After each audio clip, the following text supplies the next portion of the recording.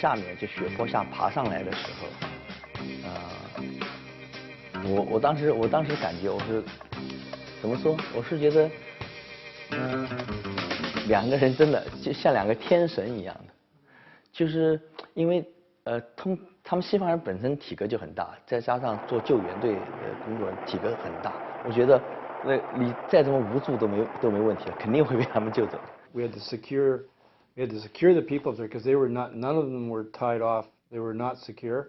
If easily one of them could have slipped and fallen, that slope that we were put on was a 600-foot drop into the valley. If we had fallen ourselves, we would have been killed. Very lucky. I mean, his femur, his thigh was shattered, and you know, you can die from blood loss from a fractured femur, large bone, and hypothermic. So he was very lucky. That's where he stopped in the moat. If he had gone any further, it would have been a body. 我非常非常感谢他们，对。然后我是想，如果我以后真的全部恢复了，我跟他们说过，我也想参加他们的这个北岸救援队。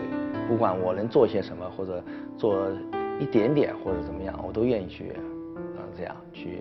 So we need. And the other thing too is,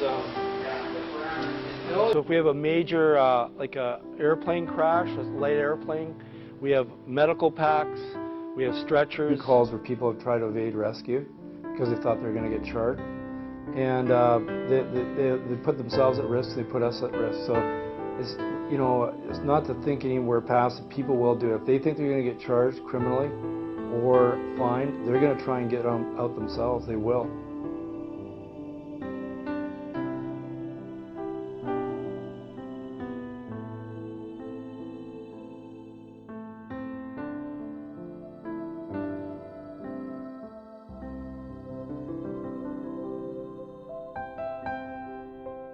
Father's Day back in like 2012, I was hanging out at my parents' place with my dad and my mom and my sister, and the call came in for a seriously injured hiker on Crown Mountain.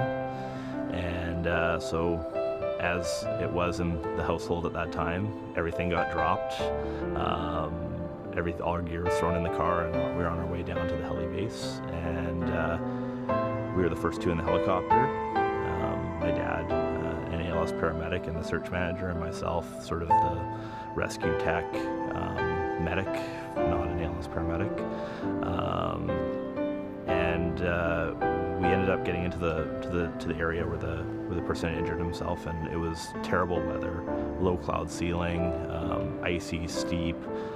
He was actually in a gully in a waterfall with a broken femur, and the access point was a 45 to 50 degree slope with pretty much a fatal run out below it. So when we went in there, we were exposed to significant fall hazard.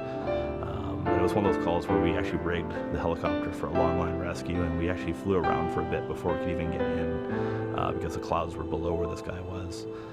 But once we got in, what really stood out for me was we actually didn't say a whole lot. It was just the two of us. I climbed up, I set a rope, I belayed him up, my dad, and he started working on the patient. I started digging a trench where we were going to put the guy and work on him. And, you know, it was one of those things where it was totally fluid. Communication wasn't really necessary because we both knew what we needed to do. And we both knew this guy would die if we didn't get him out. And the other option to a helicopter evacuation was a 17-hour stretcher carry with a guy with a femur fracture and possibly other internal injuries. We didn't know the severity at that time.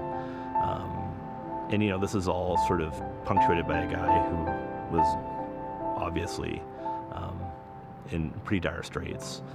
And sure enough, the clouds actually opened up for us. We had a very short window.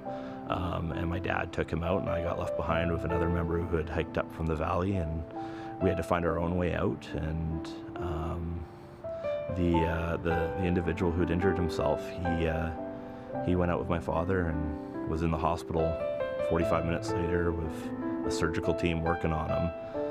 Survived, and he's out hiking nowadays. He gives every year to the team, and yeah, he knows that that was one of those calls where it could have gone the other way.